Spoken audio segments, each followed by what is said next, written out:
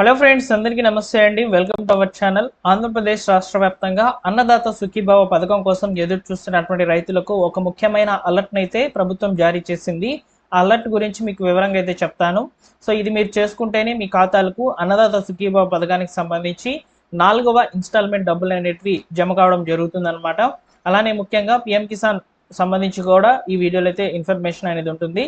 So ఈ రెండు పథకాలకు సంబంధించినటువంటి రైతులకు ఈ ఇన్స్టాల్మెంట్ డబ్బులు వచ్చేసి ముఖ్యంగా అన్నదాత సుఖీభావ పథకానికి సంబంధించి 4వ ఇన్స్టాల్మెంట్ కింద 5,000 రూపాయలు అయితే వస్తాయి. అలానే పిఎం కిసాన్కి సంబంధించి మనకు 23వ ఇన్స్టాల్మెంట్కి సంబంధించి 2,000 రూపాయలు అయితే రావడం జరుగుతుంది. ఈ డబ్బులు అనేటివి మీ ఖాతాలకు రావాలంటే మీరు ఏం చేయాలనేది నేను మీకు చెప్తాను. సో అలానే ముందుగా ప్రభుత్వం ఆంధ్రప్రదేశ్ గవర్నమెంట్ అందించినటువంటి అప్డేట్ ఏంటనేది ఒకసారి మీకు ఇక్కడ స్క్రీన్ మీద అయితే ప్రజెంట్ చేస్తాను, చూడవచ్చు. సో ఫ్రెండ్స్, మీరు తప్పకుండా వీడియోని లైక్ చేయడం ద్వారా ఇన్ఫర్మేషన్ నలుగురికి అయితే రీచ్ అవుతుంది. సో అందరికీ కూడా ఇన్ఫర్మేషన్ రీచ్ అవ్వాలని కోరుకుందాం. తప్పకుండా లైక్ చేయండి.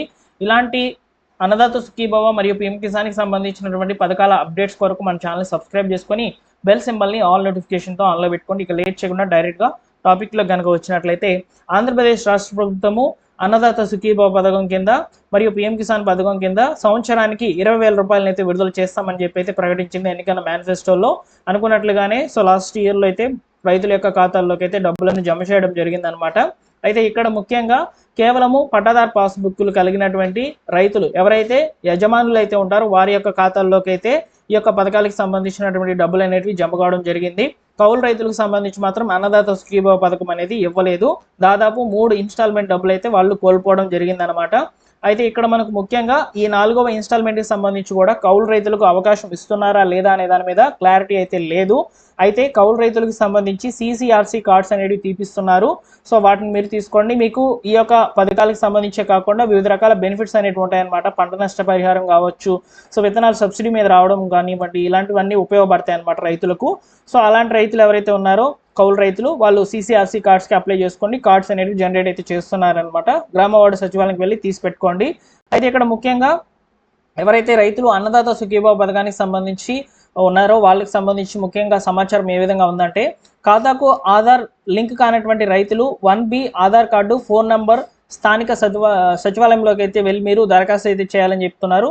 దాన్ని VRO తహసీల్దార్ గారు నిర్ధారించాక అనుసంధాన ప్రక్రియ పూర్తవుతుంది. అనంతరం ఆటోమేటిక్గా ఆ రైతుకు అన్నదాత సుఖీభావ పథకానికి అర్హులవుతారని చెప్పి అయితే చెప్తున్నారు. గత ఏడాది డబ్బులు పడినటువంటి వాళ్ళు ఈ ఏడాది ఆధార్ సీడింగ్ చేయాల్సినటువంటి పని లేదు. ఎవరైతే ఆధార్ సీడింగ్ వల్ల సో యొక్క అన్నదాత సుఖీభావ పథకానికి సంబంధించినటువంటి నిధులు అనేటివి రాలేదో వారు మాత్రమే ఇక్కడ సీడింగ్ అనేది చేసుకోవాలి అని చెప్పి చెప్తున్నారు. అంటే పట్టాదారు పాస్బుక్కి మీరు ఖచ్చితంగా ఆధార్ లింక్ అనేది చేసుకోవాలని చెప్తున్నారు అనమాట.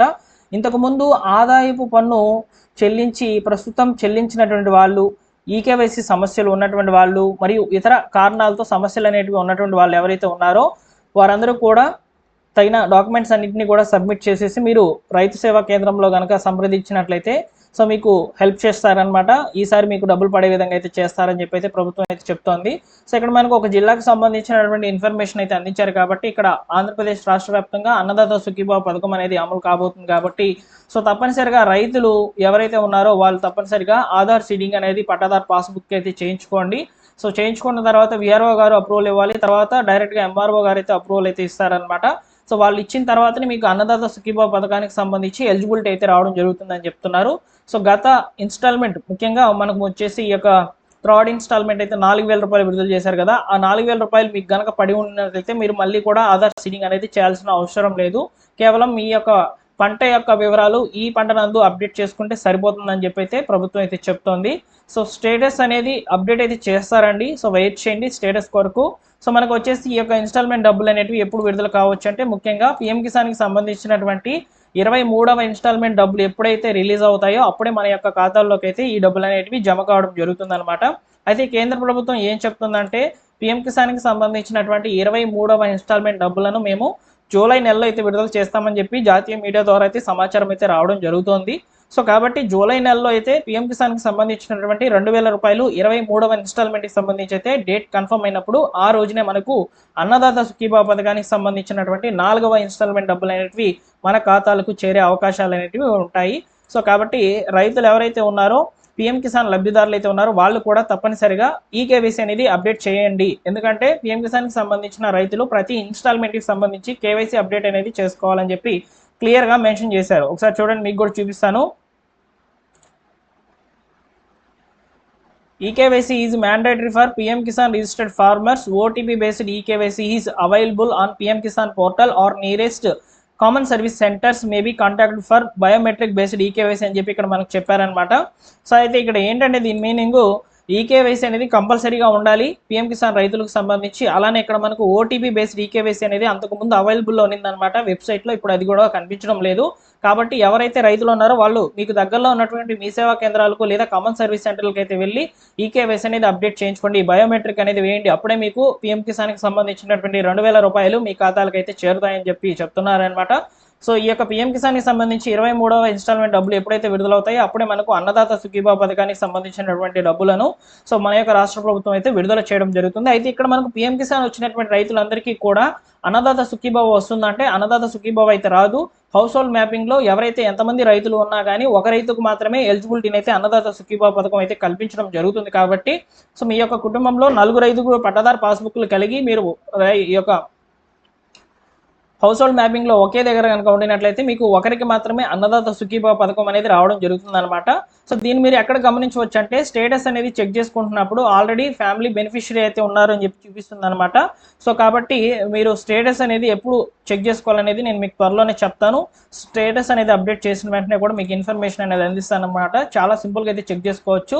రైతు యొక్క ఆధార్ నెంబర్ అనేది ఇక్కడ ఇచ్చేసి తర్వాత ఇక్కడ క్యాప్చా కోడ్ ఏదైతే ఉందో ఆ క్యాప్చా కోడ్ని అయితే దీంట్లో ఇచ్చేసి సెర్చ్ మీద క్లిక్ చేసినట్లయితే మీరు ఈ పథకానికి సంబంధించి ఎలిజిబుల్ కాదనేది చూపించడం జరుగుతుంది. అదేవిధంగా ప్రీవియస్ పేమెంట్స్ యొక్క డీటెయిల్స్ అన్నింటినీ కూడా ఇక్కడ మీకు చూపించడం జరుగుతుంది. కాబట్టి సో స్టేటస్ అనేది త్వరలోనే అప్డేట్ చేస్తారు రైతులు. సో అందరూ కూడా చెక్ చేసుకునే దానికి అవకాశం అయితే ఉంటుంది. అయితే ముఖ్యంగా ఎవరైతే ఇంకా కూడా పట్టాదారు పాస్బుక్కి ఆధార్ సెట్టింగ్ అనేది చేసుకోలేదో వాళ్ళు తప్పనిసరిగా చేయించుకోండి, ఓకేనా. సో పిఎం కిసాన్కి సంబంధించి మాత్రం ఈకేవైసీ అనేది అప్డేట్ చేయించండి, ఓకేనా. సో ఈ విధంగా మనకు ఈ యొక్క ఎలిజిబుల్ లిస్టులు అనేవి వస్తాయన్నమాట. ఈ నెలలోనే ఈ నెలాఖరికల్లా ఎలిజిబుల్ లిస్టులు అనేవి వస్తాయి. వచ్చే నెలలో అయితే పిఎం కిసాన్కి సంబంధించినటువంటి నిధులను మన యొక్క రాష్ట్ర ప్రభుత్వం మరియు కేంద్ర ప్రభుత్వం అయితే రైతుల యొక్క ఖాతాల్లోకి అయితే చెల్లిస్తారు. సో ఇక్కడ ముఖ్యంగా రైతులు కూడా ఒక విషయం గుర్తుపెట్టుకోవాలండి, అకౌంట్ ఏదైతే ఉందో దానికి సంబంధించి ముఖ్యంగా ఆధార్ సీడింగ్ అనేది కంపల్సరీ చేసుకోవాలి, మొబైల్ నెంబర్ కూడా లింక్ చేసుకోవాలి. వీటితో పాటుగా ఎన్పిసి అనేది యాక్టివ్ చేసి పెట్టుకోవాలి. ఎన్పిసి అనేది యాక్టివ్ చేసుకున్నటువంటి పరిస్థితుల్లో మీకు డైరెక్ట్ బెనిఫిషరీ ట్రాన్స్ఫర్ విధానంలో డబ్బులు విడుదల చేస్తారు. కాబట్టి ఆ డబ్బులు మీకు పడాలంటే ఖచ్చితంగా ఎన్పిసి అనేది లింక్ అయ్యి ఉండాలన్నమాట, అప్పుడే మీ ఖాతాలకు చేరుతాయి. సో కాబట్టి ఈ విషయాన్ని కూడా మీరు గుర్తుపెట్టుకోండి. కొత్తగా రైతులు ఎవరైతే పట్టాదారు పాస్బుక్లు కలిగారో వాళ్ళు కూడా పిఎం కిసాన్కి అన్నదాత సుఖీభావ పథకానికి సంబంధించి దరఖాస్తు చేసుకోండి. దరఖాస్తుల యొక్క స్వీకరణ అయితే జరుగుతూ ఉందన్నమాట. సో దరఖాస్తులను చేయండి, మీకు వచ్చే ఇన్స్టాల్మెంట్లో మీకు డబ్బులు అనేటివి వచ్చే అవకాశాలు అయితే ఉంటాయి, ఓకేనా. సో ఈ విధంగా అన్నదాత సుఖీభావ పథకానికి సంబంధించి మరియు పిఎం కిసాన్కి సంబంధించి ముఖ్యంగా ఉన్నటువంటి సమాచారాన్ని మీకు ఈ వీడియో ద్వారా అయితే ఇన్ఫర్మేషన్ అనేది అందించాను. నా యొక్క ఎక్స్ప్లెనేషన్ మీకు నచ్చినట్లయితే లైక్ చేసి మీ మిత్రులకు అందరికీ కూడా షేర్ చేయండి.